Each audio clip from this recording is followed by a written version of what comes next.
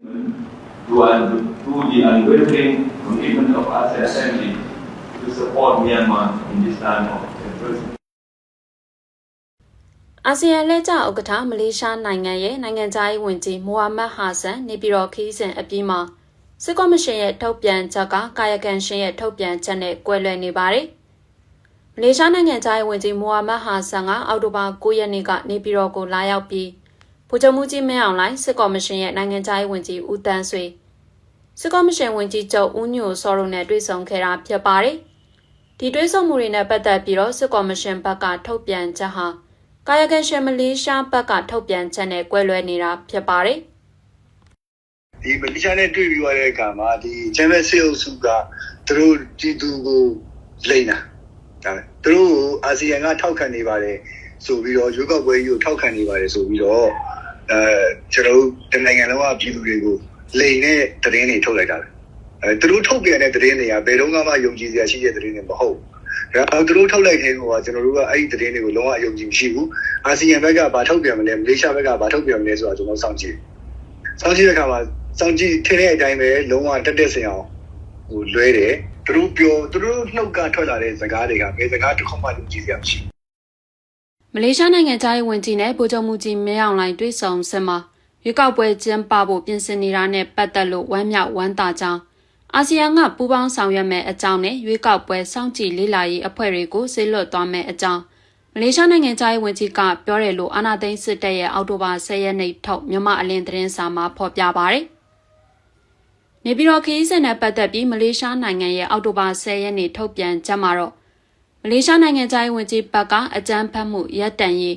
လူသားချင်းစာနာမှုအကူအညီတွေပေးနိုင်ရေးမြန်မာအရေးသက်ဆိုင်သူအားလုံးပါဝင်တဲ့တွေ့ဆုံဆွေးနွေးမှုဖြစ်ပေါ်လာရေးပါဝင်တဲ့အာဆီယံဘုံသဘောတူညီချက်9ရပ်အပေါ်မှာအခြေခံပြီးပြောဆိုခဲ့တယ်လို့ဖော်ပြပါတယ်။ဒါအပြင်အယက်သားနဲ့အယက်သားလူတို့အစာအုပ်တွေကိုဥတီတဲ့တိုက်ခိုက်မှုတွေကိုရပ်တန့်မှုလည်းတိုက်တွန်းခဲ့တယ်လို့ဆိုပါတယ်။ရွေးကောက်ပွဲနဲ့ပတ်သက်ပြီးလွတ်လပ်တရားမျှတပြီးဒီမိုကရေစီနည်းလမ်းတကျကျင်းပတဲ့ရွေးကောက်ပွဲဖြစ်ရမယ်လို့မလေးရှားနိုင်ငံခြားရေးဝန်ကြီးကပြောခဲ့ကြောင်းမလေးရှားရဲ့ထုတ်ပြန်ချက်ကဖော်ပြထားပါတယ်။ဒီရွေးကောက်ပွဲမှာနိုင်ငံရေးပါတီအားလုံးနဲ့သက်ဆိုင်သူအားလုံးပါဝင်သင့်တယ်လို့လည်းအလေးပေးပြောဆိုခဲ့တယ်လို့မလေးရှားထုတ်ပြန်ချက်ကဆိုပါတယ်။တကယ်တမ်းကအာဆီယံကရွေးကောက်ပွဲကိုပူးပေါင်းမယ်လို့ပြောခဲ့တာမဟုတ်ဘူး။အဓိကဆွေးနွေးတာကဘုံသဘောတူညီချက်9ရပ်ကိုပဲဆွေးနွေးတယ်။အကြမ်းဖက်မှုရပ်ဖို့ကိစ္စတွေပြောတဲ့နေရာမှာစကိုင်းမှာလာပြင်းနေတော့ကပုံကျဲတဲ့ကိစ္စကိုပြောတယ်။ KNU ဌာနချုပ်ကိုပုံကျဲတဲ့ဟာပြောတယ်။မလေးရှားကပြောခဲ့တဲ့ထဲမှာရွေးကောက်ပွဲရဲ့သဘောတဘာဝကိုပဲပြောတာ။စစ်ကောင်စီရဲ့ရွေးကောက်ပွဲကိုပါဝင်ပါမယ်ထောက်ခံပါမယ်လို့တော့မပြောခဲ့ဘူး။နောက်တစ်ခုကအာဆီယံကရွေးကောက်ပွဲကိုလာရောက်စောင့်ကြည့်မယ်လို့ပြောခဲ့တဲ့ဟာကမဟုတ်ဘူး။ဖိတ်စာတော့ရတယ်။စောင့်ကြည့်ရေးကိုလာမလာနဲ့ပတ်သက်ပြီးလောလောဆယ်ဖြေပေးလို့မရဘူးလို့ပြောခဲ့တာ။အာဆီယံရဲ့သဘောထားကအရင်တိုင်းပဲဘုံသဘောတူညီချက်9ရက်အတိုင်းပဲသွားမှာ။ This is why our efforts to cultivate security and stability in Myanmar and to restore credibility to 5-point consensus must continue. မလေးရှားနိုင်ငံခြားရေးဝန်ကြီးဟာ NUG အပါဝင်တော်လှန်ရေးအစိုးအဖွဲ့အားလုံးနဲ့အခု2025ခုနှစ်အတွင်းမှာအွန်လိုင်းမီတင်ပေါင်းအကြိမ်150ကျော်လုပ်ခဲ့ပြီးလူကိုယ်တိုင်တွေ့ဆုံမှု4ကြိမ်ရှိခဲ့တယ်လို့ပြောပါတယ်။ဒါအပြင်မလေးရှားနိုင်ငံခြားရေးဝန်ကြီးကသူ့ရဲ့နေပြည်တော်ခရီးစဉ်မတိုင်မီမှာလဲမြန်မာတော်လှန်ရေးအင်အားစုအစိုးအဖွဲ့တွေနဲ့ဆွေးနွေးခဲ့တယ်လို့နေပြည်တော်ခရီးစဉ်ကပြန်ရောက်လာပြီးတဲ့နောက်မှာလဲတွေ့ဆုံဆွေးနွေးနေတယ်လို့ပြောပါတယ်။မလေးရှားနိုင်ငံခြားရေးဝန်ကြီးရဲ့ပြောဆိုချက်ဖြစ်တဲ့အာဆီယံဘုံသဘောတူညီချက်9ရပ်နဲ့အတူနိုင်ငံရေးပါတီအားလုံးနဲ့သက်ဆိုင်သူအားလုံးပါဝင်တဲ့ရွေးကောက်ပွဲဖြစ်ဖို့ဆိုရင်အခြေခံအကြဆုံးအချက်အနေနဲ့မြို့သားဒီမိုကရေစီအဖွဲ့ချုပ် NLD ပါတီဥက္ကဋ္ဌနိုင်ငံတော်တိုင်ပင်ခံပုဂ္ဂိုလ်ဒေါအောင်ဆန်းစုကြည်အပါအဝင်ဖန်ဆီးထားတဲ့နိုင်ငံရေးအကျဉ်းသားအားလုံးကိုအရင်ဆုံးပြန်လွှတ်ပေးရမှာဖြစ်တယ်လို့ဥပ္ပိုလ်ကြီးကပြောပါတယ်။ဒါဟာမလေးရှားနိုင်ငံခြားရေးဝန်ကြီးရဲ့တောင်းဆိုချက်အတွက်အခြေခံအကြဆုံးအချက်လို့ဆိုပါတယ်။ဘလောက်အောင်မြင်နိုင်မလဲဘယ်တော့တိုင်းတာထိရောက်နိုင်လဲဆိုတာကလည်းဒါအချိန်ကာလတစ်ခုဆောင်ကြည့်ရတာအခုချိန်မှာကျွန်တော်တို့အဲ့ဒါတွေကတော့ဘာမှပြောလို့မရဘူးဒါပေမဲ့ဒေတာကတော့သူတို့လုံးနေစေအုပ်စုကလုံးမဲ့ရွေးကောက်ပွဲကိုအာဆီယံကထောက်ခံနေတာမဟုတ်ဘူးအနာသိန်းတက်ရဲ့မြန်မာအလင်းသတင်းစာပါထုတ်ပြန်ချက်နဲ့ပတ်သက်လို့မလေးရှားအမတ်တွေကလည်းစိုးရိမ်ကြောင်းနဲ့မလေးရှားနိုင်ငံခြားရေးဝန်ကြီးဌာနဘက်ကရှင်းလင်းချက်ပြန်ထုတ်ပေးဖို့ကိုအောက်တိုဘာ10ရက်နေ့မှာတောင်းဆိုစာထုတ်ပြန်ခဲ့ပါတယ်မြန်မာပြည်တွင်းစစ်နဲ့ပတ်သက်လို့မလေးရှားရဲ့အာဆီယံအလှည့်ကျဥက္ကဋ္ဌအနေနဲ့ကြိုးပမ်းဆောင်ရွက်ချက်တွေကိုအတိအမှတ်ပြုပေမဲ့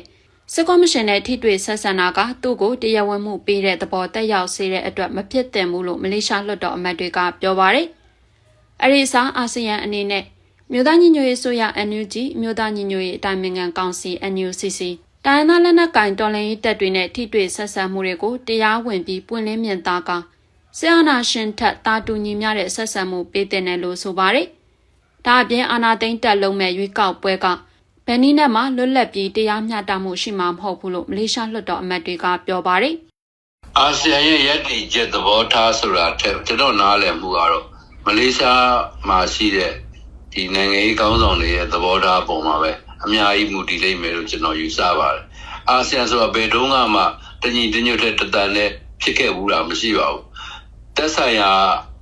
နိုင်ငံလေးကကောင်းဆောင်ဖြစ်တဲ့အခါမှာသက်ဆိုင်ရာနိုင်ငံလေးရဲ့သဘောထားအခြေခံပုံမှာမူတည်ပြီးတော့လှုပ်ရှားကြတာဖြစ်တယ်လို့ကျွန်တော်အဲ့ဒီလိုနားလဲပါတယ်။နောက်တစ်ခုကပါလဲဆိုတော့တကယ်အာဆီယံကနေရည်တည်ချက်ကို၌ကကျွန်တော်တိုင်းပြည်မှာရှိတဲ့အခြေခံပြည်သူတွေရဲ့သဘောထားတို့တိုင်းသားလူမျိုးစုံပြည်သူတွေရဲ့သဘောထားအဲ့ဒါကိုအမှန်တကယ်ပဲအခြေခံနေရလားအမှန်တကယ်ပဲအခြေမခံဘူးလားဆိုတာပြောရဆိုရအတော်ကိုခက်ပါတယ်လို့ကျွန်တော်ပြောချင်ပါတယ်ဗျမလေးရှားနိုင်ငံသားရေးဝန်ကြီးဟာ NUG NUCC ပြည်ထောင်စုလွှတ်တော်ကိုစားပြုကော်မတီ CRPH နဲ့တိုင်းသားလက်နက်ကိုင်တော်လှန်ရေးအဖွဲ့အစည်း EROs တွေအပါအဝင်တော်လှန်ရေးအင်အားစုတွေနဲ့လည်းတွေ့ဆုံမှုတွေရှိနေတာပါစစ်ကော်မရှင်နိုင်ငံသားရေးဝန်ကြီးဦးတန်းဆွေနဲ့မလေးရှားနိုင်ငံသားရေးဝန်ကြီးတို့တွေ့ဆုံစင်မှာတော့အာဆီယံအနေနဲ့မြန်မာကိုခွဲခြားချန်လှပ်ထားမှုကတင်းလျော်မှုမရှိကြောင်းနဲ့အာဆီယံမှာမြန်မာရဲ့မူလအခမ်းကဏ္ဍအခွင့်အရေးတွေကိုပြန်ပေးဖို့တောင်းဆိုခဲ့တယ်လို့အောက်တိုဘာ10ရက်နေ့ထုတ်မြန်မာအလင်းသတင်းစာကဖော်ပြပါတယ်။မလေးရှားနိုင်ငံရဲ့အခုတစ်ခေါက်အာဆီယံအလှည့်ကျဥက္ကဋ္ဌတာဝန်ကလာမယ့်ဒီဇင်ဘာ31ရက်နေ့မှာကုန်ဆုံးမှာဖြစ်ပါတယ်။2026ခုနှစ်အတွက်အာဆီယံအလှည့်ကျဥက္ကဋ္ဌအဖြစ်ဖိလစ်ပိုင်နိုင်ငံကတာဝန်ယူသွားမှာဖြစ်ပါတယ်။